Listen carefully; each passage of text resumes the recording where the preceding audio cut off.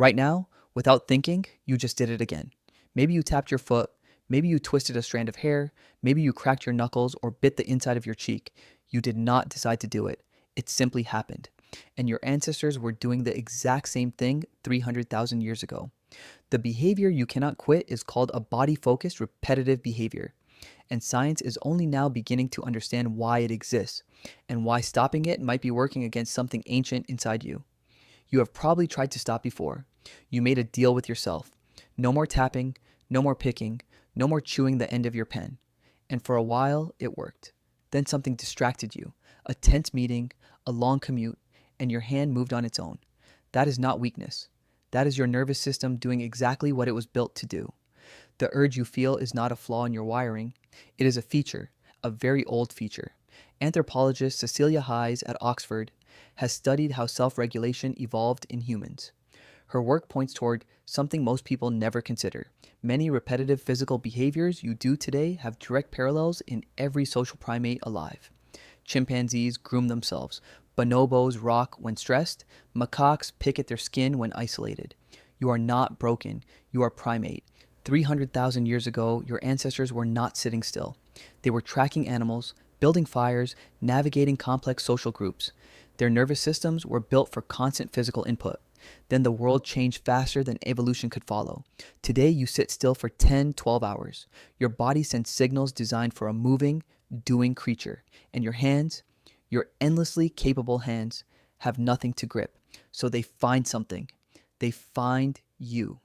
Neuroscientist Kathleen Kroll at the Max Planck Institute studied what happens in the brain during repetitive self-touch. Her findings were unexpected. These behaviors do not simply distract the brain. They regulate it. They alter activity in the prefrontal cortex in ways that improve performance under stress.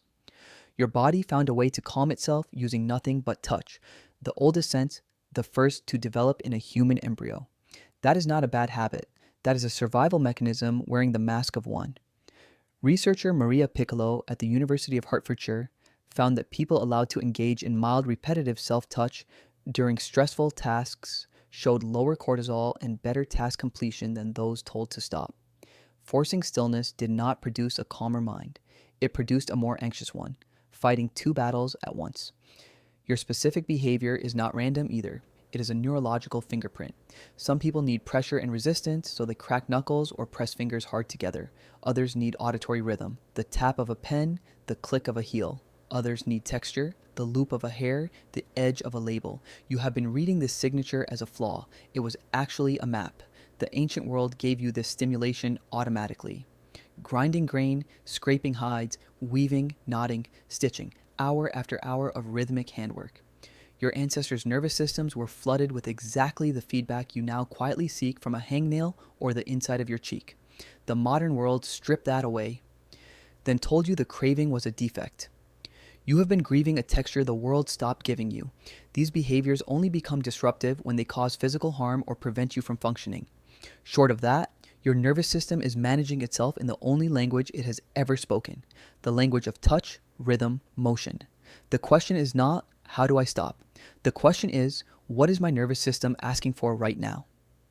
Tonight, when you find yourself tapping or picking or twisting something between your fingers, pause before you feel ashamed. Notice that you are doing what your ancestors did. Notice that your brain is doing its job. Notice that 300,000 years of human wiring is trying, in the only way it knows, to take care of you. Right now, without thinking, you just did it again. And this time, you know exactly why.